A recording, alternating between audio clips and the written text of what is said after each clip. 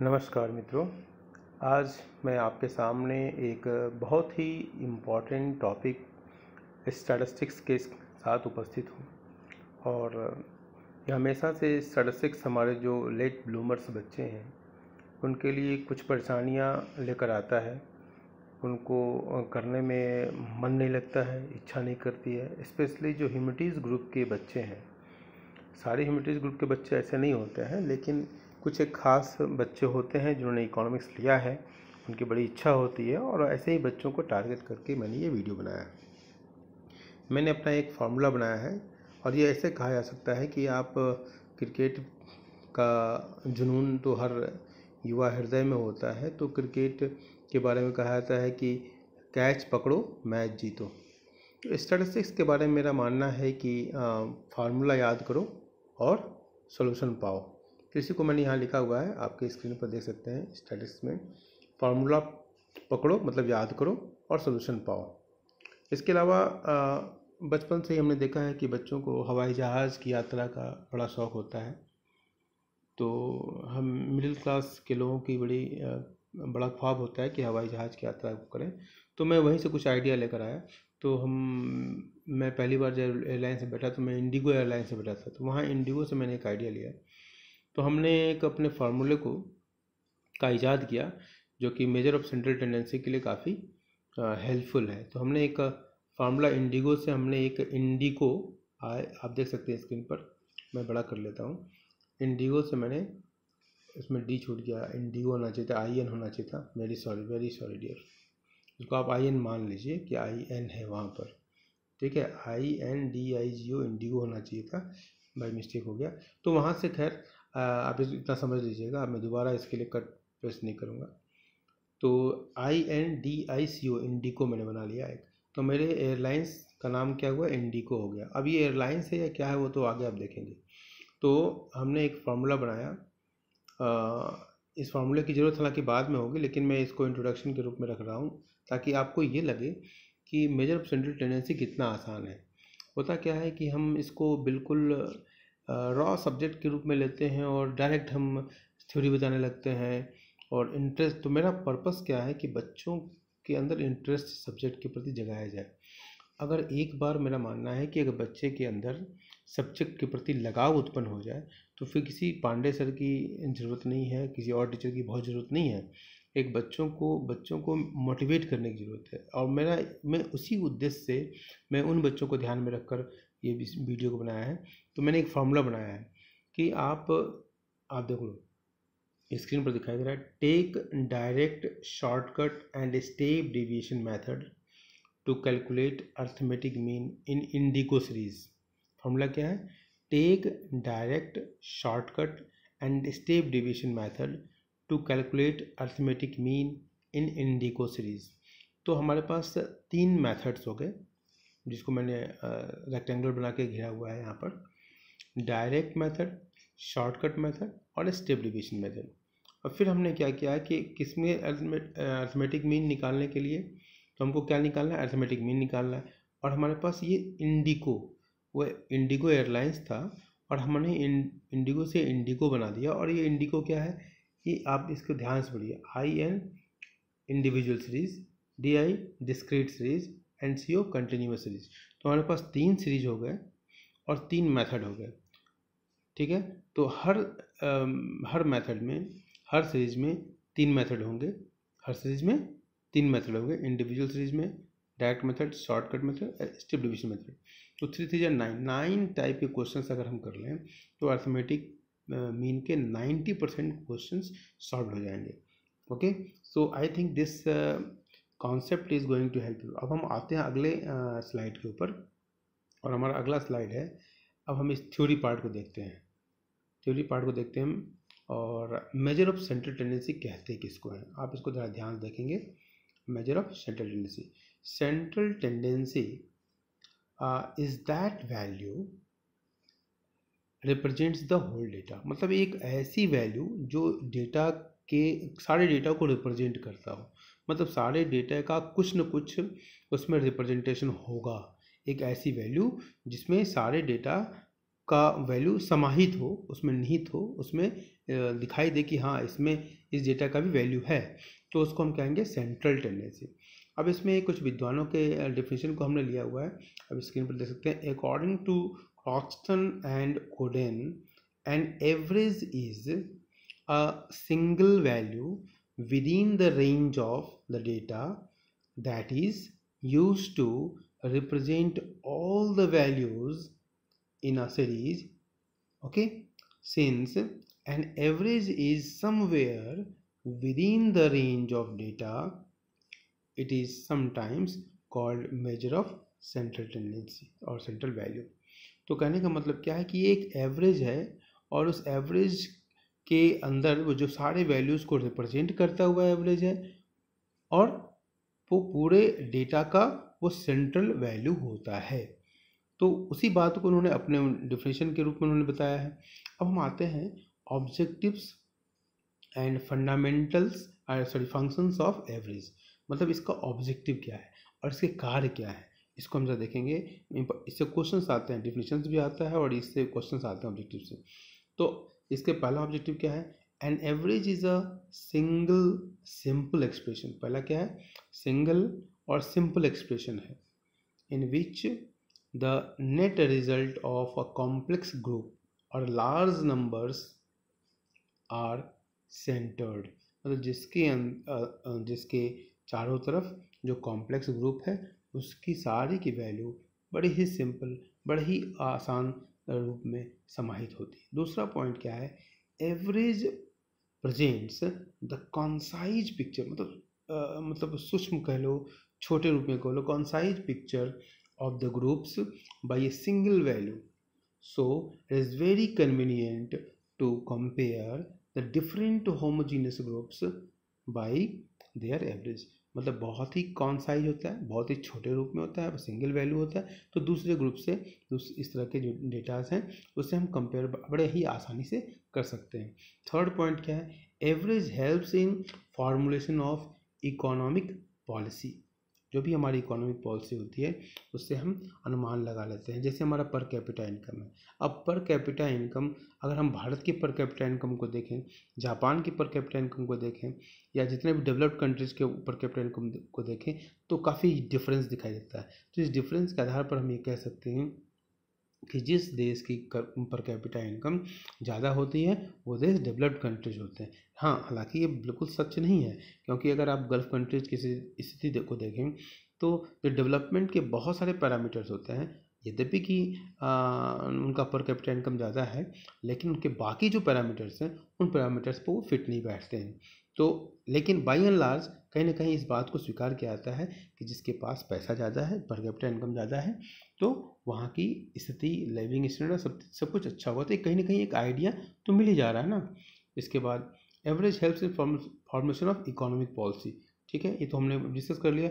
Next point है, चौथा point, average is the basis of statistical analysis. हम किसी भी तरह के इन्फ्रेंस को करना चाहते हैं, निकालना चाहते हैं, तो इस एवरेज के आधार पर हम एनालिसिस कर जाते हैं। तो ये हमारा 4 जो पॉइंट थे वो हमारे पूरे हो गए। अब हम आते हैं अगले पॉइंट, अगले हेडिंग्स पर। Essentials of a good average. Good average की क्या क्या विशेषताएं होती हैं, क्या क्या उसके आवश्यक तत्व होते हैं।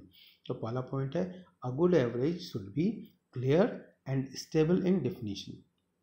क्लियर होना चाहिए। कोई भी बात हम उस व्यक्ति को पसंद करते हैं जो क्लियर कट हो, जो साफ़ सुथरी बातें करता हो। उसी तरह हम उस एवरेज को लाइक करेंगे जो क्लियर हो, जिसमें कोई इफ एंड बट नहीं हो। दूसरी बात, और जिसका डिफिनेशन स्टेबल हो। अगर कोई, जिसे कहते हैं ना कि अस्थिर चित्त के व्यक्ति पर विश्वास नहीं करते हैं लोग, इसी प्रकार अगर डिफिनेशन में स्टेबिलिटी नहीं है तो समझने वाले के लिए, समझाने वाले के लिए और करने वाले के लिए, तीनों के लिए मुश्किल होती है। उसी पॉइंट को इसने इंडिकेट किया। दूसरा हमारा पॉइंट है, an average value should be representative of the entire population of data. जो एवरेज वैल्यू होता है वो पूरे डेटा का रिप्रेजेंटेटिव वैल्यू होता है।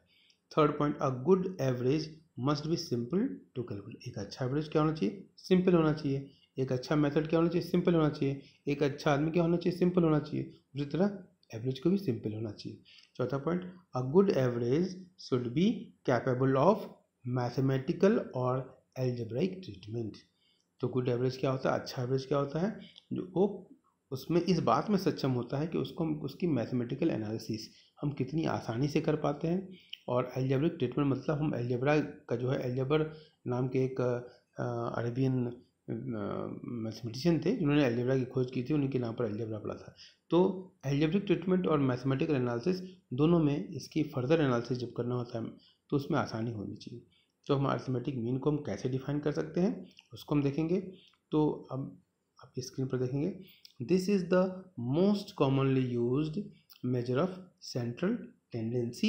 It is defined as sum of the values of all observations divided by the number of observations and is usually denoted by x bar.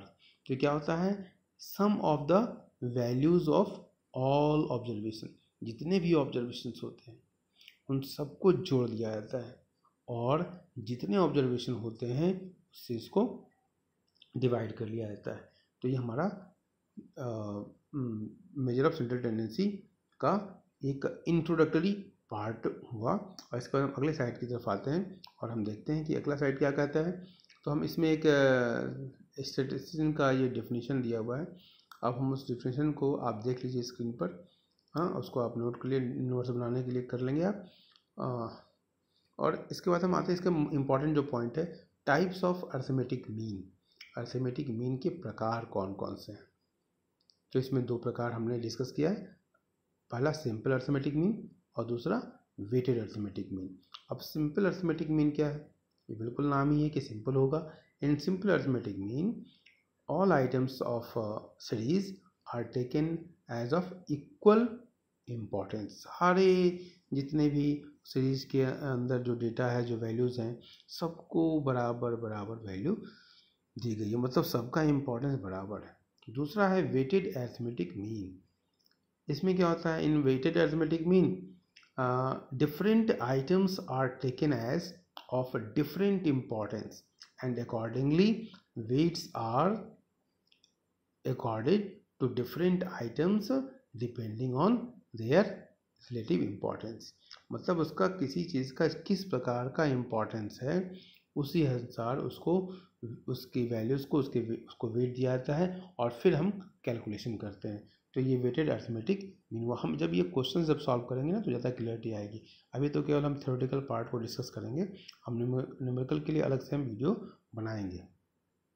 अब हम कहते हैं calculation of arithmetic mean for series of ungrouped data और individual series. जैसे हमने बताया था, ND को सीरीज बताया था, इंडिविजुअल सीरीज, डिस्क्रीट सीरीज और कंटिन्यूअस सीरीज। तो हम आज इंडिविजुअल मतलब अनग्रुप्ड डेटा का देखते हैं कैसे होता है। हम डायरेक्ट ज़्यादा ना बोल के हम डायरेक्ट इस पर आते हैं कि उसका फॉर्मूला क्या है। डायरेक्ट मेथड हमने क्या बताया, तीन तरह के मेथड होते हैं, कौन कौन सा, take, direct, shortcut, step division method to calculate arithmetic mean in individual series. तो देखिए मैं पहले बता दिया डायरेक्ट मेथड। अब डायरेक्ट मेथड और इंडिविजुअल सीरीज, जिसको यहाँ पर हम कर रहे हैं अनग्रुप डेटा। तो अनग्रुप डेटा हम डायरेक्ट फार्मूला की बात करते हैं। अरिथमेटिक मीन क्या है, x bar equal to sigma x by n, जहाँ सिग्मा एक्स क्या है, sum of all observations and number of observations और आइटम्स। मतलब एक्स जो है इसमें फ्रीक्वेंसी नहीं होगी, इंडिविजुअल सीरीज में केवल वैल्यूज़ होंगी, डेटा जो होगा वैल्यूज़ होगा। और उसको हम क्या करेंगे, हम अभी थोड़ा बोल दे रहे हैं भले ही, लेकिन हम इसको क्वेश्चन सॉल्व करते समय ज़्यादा डिटेल करेंगे। तो हम जितने वैल्यूज़ उनको जोड़ देंगे, सिग्मा है समीशन, तो हम इसको जैसे मान लीजिए 1 2 3 4 5, अभी 5 तक है। अब 5 एन क्या हो गया, 5 हो गया। और अब सब 5 को जोड़ देंगे, 5 + 4 9 9 + 3 12 12 + 2 14 + 1 15 15 डिवाइड बाई 5। तो इसी को सिग्मा एक्स 15 हुआ और एन की वैल्यू 5 होगी। इसी को कह रहे हैं x bar equal to sigma x 15/5। Okay, ये क्लियर भी हो गया आपका। दूसरा है इनडायरेक्ट और assumed mean method. Indirect method और एज्यूम्ड मीन मेथड, ये क्या है, ये मेथड में हम स्टेप्स नोट कर लेंगे। पहले वाले में स्टेप्स बड़ा ही आसान था, दूसरे में भी ये भी आसान बहुत है, लेकिन देख लीजिए फिर हम इसमें एक पर्टिकुलर फिगर्स को एज्यूम कर लेते हैं। जैसे एक्स में कोई एक फिगर को एज्यूम कर लिया और वहाँ से फिर हम क्या करते हैं, अब देखते हैं। Assume a particular figures from the data as arithmetic mean, it is called assumed mean A, इसको ए से डिनोट करते हैं। Now obtain deviations from A of individual observations which is D X is equal to X minus A. तो ये हमने deviation from X निकाला, X minus A हम assumed कर लेते हैं, इसलिए इसका नाम एज्यूम्ड मीन पड़ा। दूसरा हमारा पॉइंट है find the sum of all deviations as sigma d x. सारे डेविएशंस को हम इसको क्या करते हैं, हम समेशन निकालते हैं, जोड़ लेते हैं। हम तीसरे पॉइंट स्लाइड पर आते हैं। ये तो स्लाइड हमने देख लिया है ना, एंड अच्छा ये हो गया मेरा स्लाइड। अब आते हैं अगले स्लाइड के ऊपर। अब ये स्लाइड क्या कहता है, अब ये स्लाइड कहता है हमारा कि जब हमने उसको सिग्मा निकाल लिया तो अब हम उसको सोल्यूशन कैसे करेंगे, substitute the values of a that is sigma d x and n in the following formula. अब उस फार्मूले में हमने क्या पहले निकाल लिया था, सिग्मा डी एक्स निकाल लिया था, और इसके बाद हम क्या करेंगे, x bar equal to a plus sigma d x by n, जहाँ ए क्या है, एज्यूम्ड मीन है, किसी भी नंबर को जिसको भी आपने एज्यूम्ड मीन माना है उस नंबर को यहाँ ऐड कर देंगे, और सिग्मा डी एक्स की वैल्यू और एन नंबर ऑफ ऑब्जर्वेशन। अब हम देखते हैं अगला, calculation of arithmetic mean for discrete series. तो डिस्क्रीट सीरीज में क्या होगा, फ्रिक्वेंसी दी होगी साथ में, पहले इंडिविजुअल सीरीज में केवल अनग्रुप डेटा था, उसमें फ्रीक्वेंसी नहीं थी, इसमें फ्रीक्वेंसी दी होगी साथ में। और मेथड बहुत बिल्कुल आसान है, डायरेक्ट मेथड कैसे निकालेंगे, तो पहला स्टेप्स क्या है, multiply the value of each observation x. दो कॉलम बनाएंगे आप, पहले एक दो कॉलम दिया ही होगा क्वेश्चन में, तो पहला कॉलम एक्स, दूसरा कॉलम एफ और तीसरा कॉलम एफ एक्स, और इसके बाद सिग्मा एफ एक्स हम देखेंगे अभी आगे। तो हम पहले क्या करते हैं कि multiply the value of each observation x with its respective frequency to obtain fx and find the sum of products denoted by sigma fx। ठीक है, सिग्मा fx निकाल लेंगे। दूसरा हमारा स्टेप्स क्या है, find the sum of frequencies and denote it as sigma f. Sigma f निकाल लिया और सिग्मा एफ ही एन होता है। स्टेप 3 क्या है, substitute the values in the following formula that is x bar is equal to sigma f x by sigma f. तो कहीं कहीं एन भी फार्मूला में लिखा, कुछ किताबों में सिग्मा एफ की जगह एन लिखा हुआ, तो कंफ्यूज होने की जरूरत नहीं है, सिग्मा एफ और एन बराबर ही होते हैं। तो x bar is equal to sigma f x by sigma f. तो हमारा ये हो गया। अब हम अगले मेथड पे आते हैं, इनडायरेक्ट और एज्यूम्ड मीन मेथड और शॉर्टकट मेथड। अब शॉर्टकट मेथड कैसे निकालते हैं देख लीजिए। पहले हमने देखा डायरेक्ट मेथड, अब हम आते हैं शॉर्टकट मेथड। इसको हम एज्यूम्ड मीन मेथड भी और इनडायरेक्ट मेथड भी कहते हैं। स्टेप पहला की स्टेप क्या है, any value of the observation is taken as assumed mean A, okay, preferably mid value of a series. दूसरा क्या है, obtain deviation of the variable X from the assumed mean D X is equal to X minus A. ठीक है, हमने deviation निकाल लिया assumed mean से। Then find the, अब हम एज्यूम्ड मीन से जो डेविएशन निकालते हैं ये मान के चलना पड़ेगा कि हम ये एज्यूम्ड मीन कहाँ मानते हैं, एक्स में मानते हैं, एफ में नहीं। यही गड़बड़, यहीं पर हमारे बच्चे मिस्टेक्स करते हैं, इसलिए मैं इस बात को यहाँ हाईलाइट कर रहा हूँ। स्टेप 3 क्या है, find the sum of frequencies and denote is it as sigma f. जैसे आपने उसमें इससे पहले वाले मेथड डायरेक्ट मेथड में क्या था, जिसमें फ्रीक्वेंसी दी होती। हम स्टेप 4 क्या है, इन सब का हम मल्टीप्लिकेशन निकालते हैं, multiply these divisions with its corresponding frequency and find the sum as sigma f d x.